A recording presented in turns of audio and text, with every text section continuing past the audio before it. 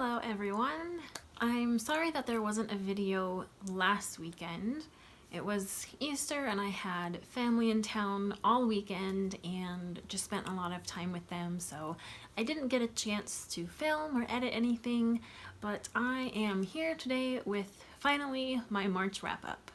When I started March, I was already a couple books ahead in my short reading goal, but there was one that I had started in February, so I decided to go ahead and finish that one, and that was Kindness, A Treasury of Buddhist Wisdom. This was written by Sarah Conover and illustrated by Valerie Wall, and this is a book that I got at a gift store on sale a few years ago, and basically it has a lot of short vignettes or short stories about Buddhist folk tales, and it wasn't necessarily one that I just read from start to finish, but kind of read one or two stories every day, and overall I really enjoyed it. It was well done, I thought, and I liked the illustrations, and a couple of the stories really stuck with me, and one of them in particular was about mindfulness, which is something that has been on my mind lately because sometimes my thoughts just take over and go in cycles and I can't get them to turn off.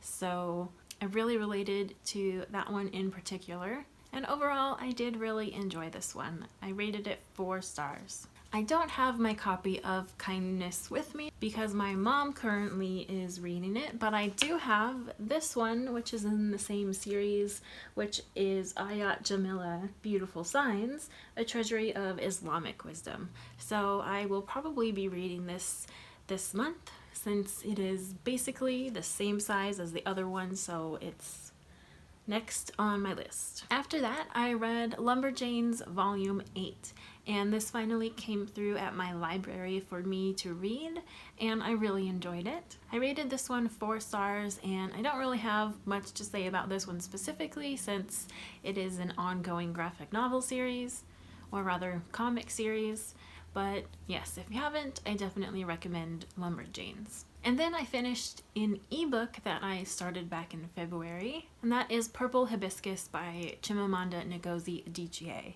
and I really enjoyed this one. It's one that moved a little slower at first, but then once I got towards the end, I just wanted to keep reading it and really enjoyed it.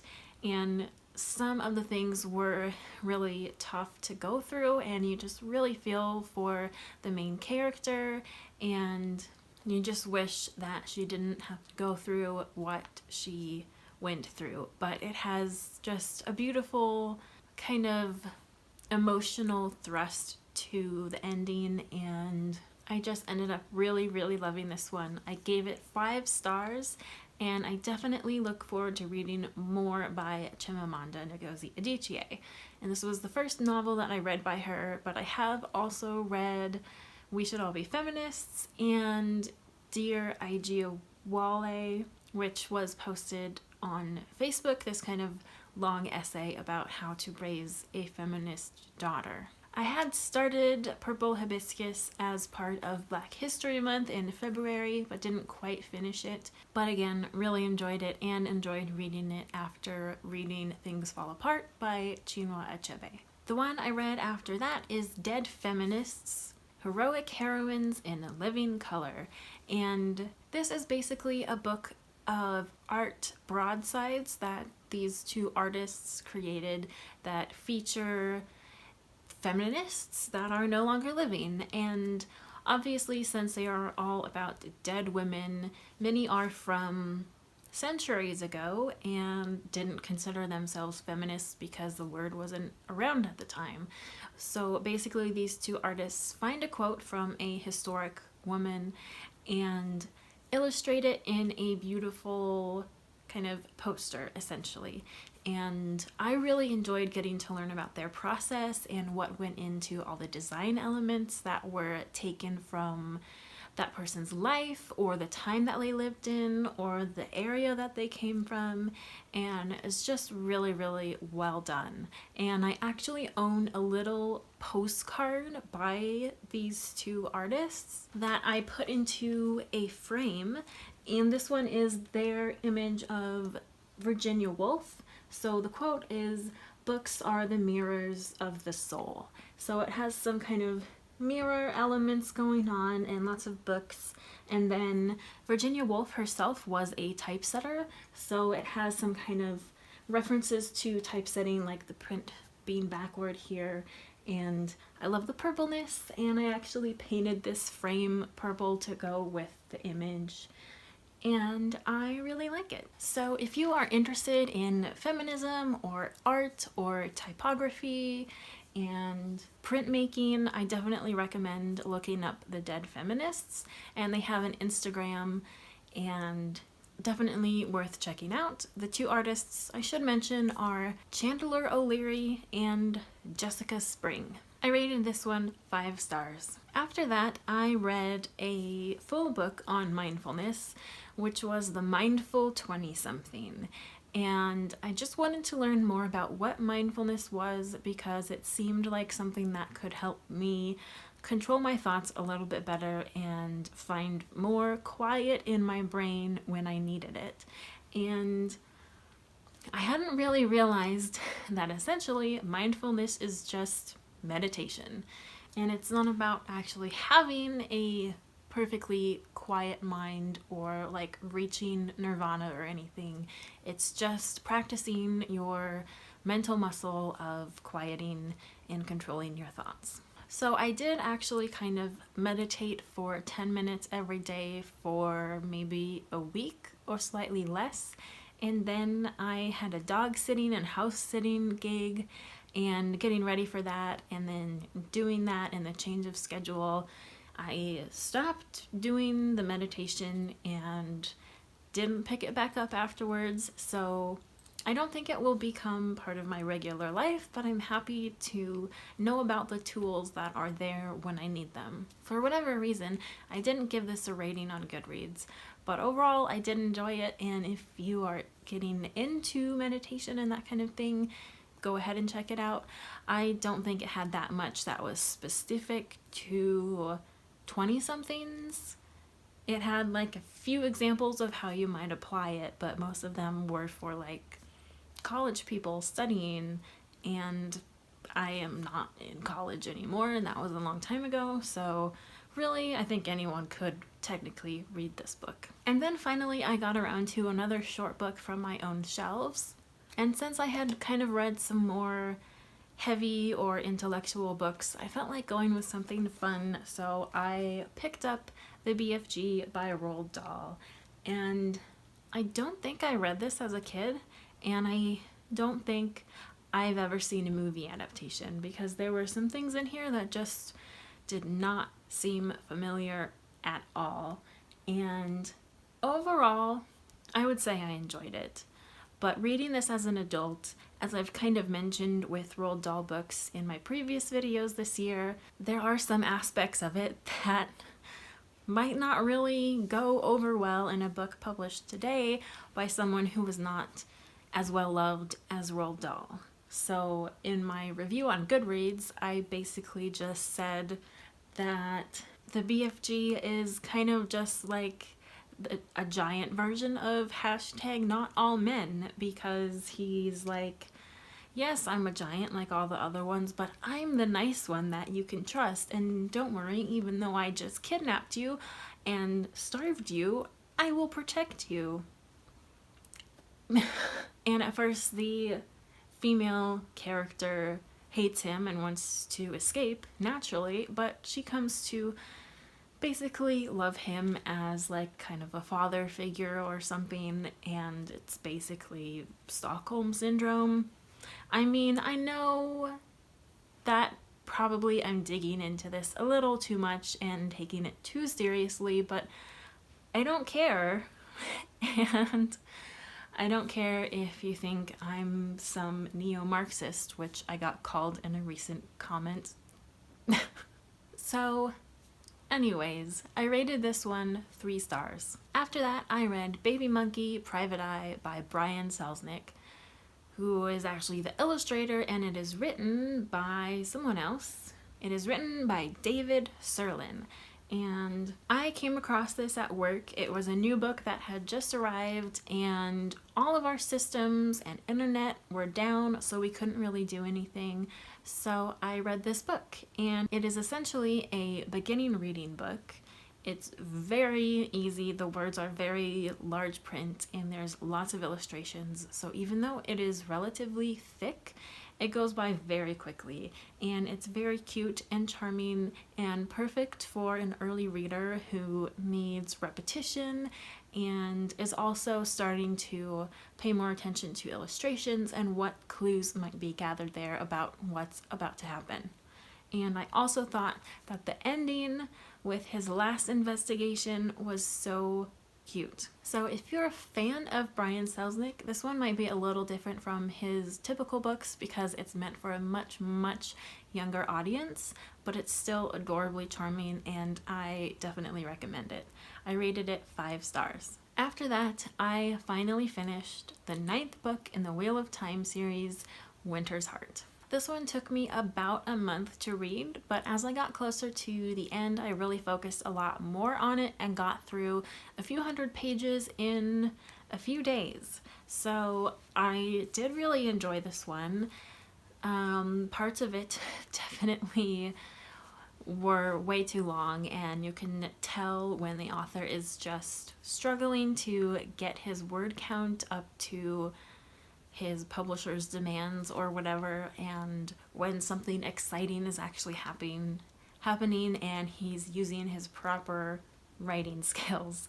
And I cried or almost cried at 1 or 2 scenes that were really emotional and did not see that coming.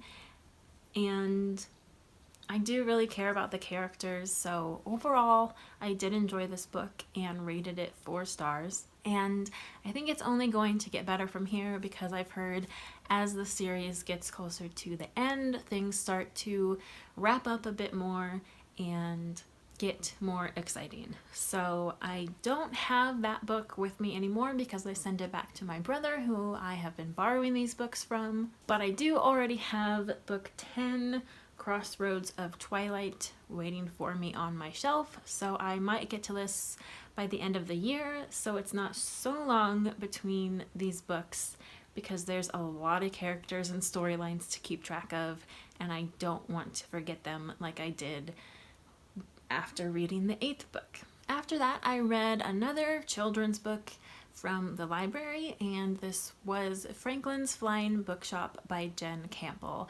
I actually requested that my library purchase this one because I was excited about it, and I watch Jen's videos here on YouTube, and so I read it, and it was very cute. And I think my main thing with this book is that I wanted more about the bookshop, because most of the book is just setting up the characters and leading up to the bookshop, and not much actually happens after the bookshop is established, which is essentially a bookshop that Franklin carries around on his back with his friend Luna. But there is going to be another book, if not more, about Franklin and Luna, so I will definitely read that when it comes out. I rated this one 4 stars. And the next book I read was another short book from my own shelf, which I probably didn't need to read because I was a little bit ahead in my short reading goal, but I decided I wanted to keep going. So I picked up A Morbid Taste for Bones by Ellis Peters. Ellis Peters is the pen name of another author who wrote many books and was well known, and this basically is the first book in a series of mysteries set in the Dark Ages, basically at a monastery. And you follow Brother Cadfael, who goes to Wales with some of his brothers to solve a murder mystery. or rather they travel somewhere and then someone gets murdered and then they solve the mystery.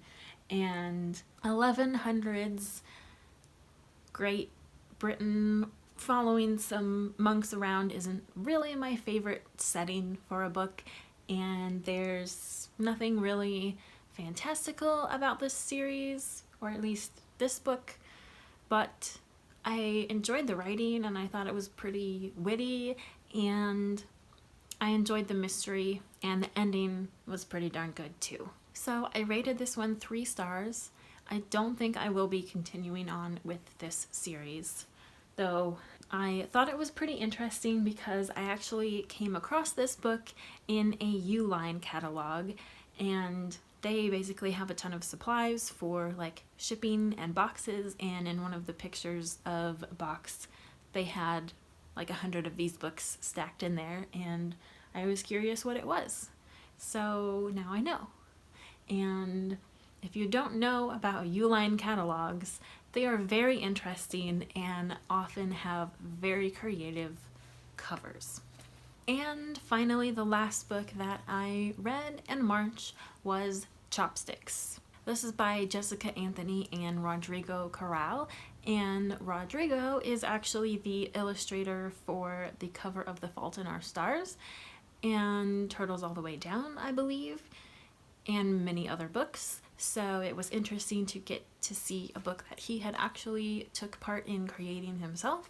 And I didn't get around to reading this when it was popular all over BookTube, but saw this at work, and basically it was the last copy that hadn't moved in a year and a half, so I decided to save it from discarding and read it myself. And I ended up rating this one 3 stars, and overall I enjoyed it, and I could have read it for longer than it was. The plot reminds me a little bit of Night Film because it's about this girl prodigy piano player, and there's kind of a mystery as to what happened because she has gone missing.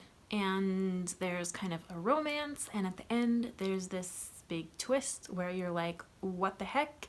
And kind of makes you want to go back and read the whole thing and find the clues that you missed. And when I was reading reviews on Goodreads about this, it sounds like a lot of people missed the twist and misjudged the book because of that. So that is the last book in March. I essentially read 3 short books from my own shelves, 6 books borrowed from the library, 1 ebook, and 1 book borrowed from a family member. And I am definitely very far ahead in my overall reading goal for the year, which is 100 books. And I'm only like 1 book ahead for my short books goal.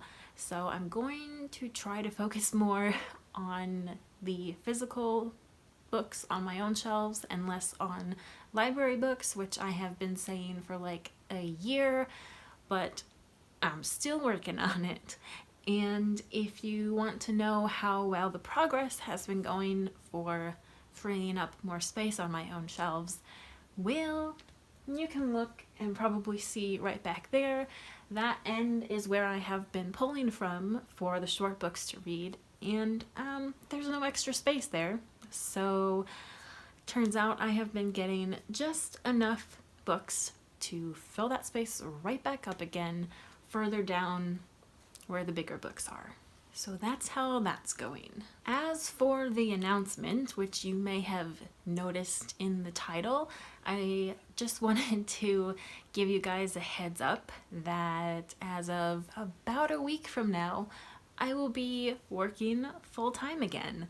So I just got hired for a new position at work, and it's full-time.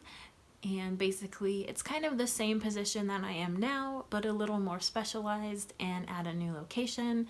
And yeah, it's gonna be really nice to be full-time again because I've just been working 25 hours every week, which just isn't quite enough to feel comfortable financially. And I have really been enjoying my job, so now I get to enjoy it 40 hours a week instead. And if you were here a couple years ago, the last time I was 40 hours at my last job, you may remember the videos jumped off just a little bit, and sometimes I wouldn't upload for a couple months. So I am not really sure what's going to happen. I still plan to make videos. I'm not saying I'm gonna stop or anything. I'd like to do at least monthly wrap-ups and include other things like stuff I've been listening to or watching or creating, and especially because I have this special project of reading the short books, I want to keep making videos about that. So I'm sure you will still see me around. It just might not be every week like it has been for the last several months. I still have plenty of other video ideas, so yeah, basically I just wanted to let you guys know there might be some changes to the channel coming up. But as far as like, you know, the stuff I've been listening to, etc., I did want to go ahead and start including that now. So one album I've been listening to is The Traveler by Baba Mal, and I had kind of heard about him before, but started listening to him after I started listening to Jeffrey Oryema because I really love his album and wanted more similar stuff in my music library, and have really been enjoying The Traveler. And another one that I just started listening to was Glenn Hansard's new album, Between Two Shores, which is also pretty good and I really like it. I haven't really been watching much of late because I just bought a PS4, which I got with the money I got for house sitting and dog sitting. So I can now play Assassin's Creed again, finally, because my laptop is not strong enough to handle the newer games. And I have been really enjoying it, and it's a lot of fun. And as far as creating things, I have picked knitting back up again after crocheting for a couple years because I discovered the beauty that is brioche knitting and the complicated frustratedness of learning how to do it. But I have been making this little experiment scarf thing. So I started down here, and this was like the 20th attempt at starting a brioche swatch, and I didn't really like the edges, so I switched to selvage edges and was feeling pretty confident, like mistakes every once in a while, and then started to try increasing and decreasing, and it didn't work, and then kind of got the hang of that. So now this is what I just have been working on like last night and this morning. So I've definitely been getting the hang of it and really enjoying it, and I look forward to creating like an actual project from a pattern. And I do have to shout out Marley Bird here on YouTube because she has a 30-minute video explaining how to do plain 2-color brioche, which is like amazing because so many of the tutorials do it differently and they're only like 5 minutes long and don't properly explain things, but Marley teaches you how to read the fabric you've just created and know what to do next and just know what you're looking at, which is so helpful. So if knitting brioche is something you have wanted to try but have felt intimidated by, very rightly so, then Marley Bird has an amazing tutorial. So I will link that down below. So that has been my March and early April as far as video games and knitting. This is probably a little bit longer of a video than normal, but I don't care. I hope you guys have been doing well and had a good March and are having a good April as well. As always, thank you for watching, and I'll see you next time. Bye.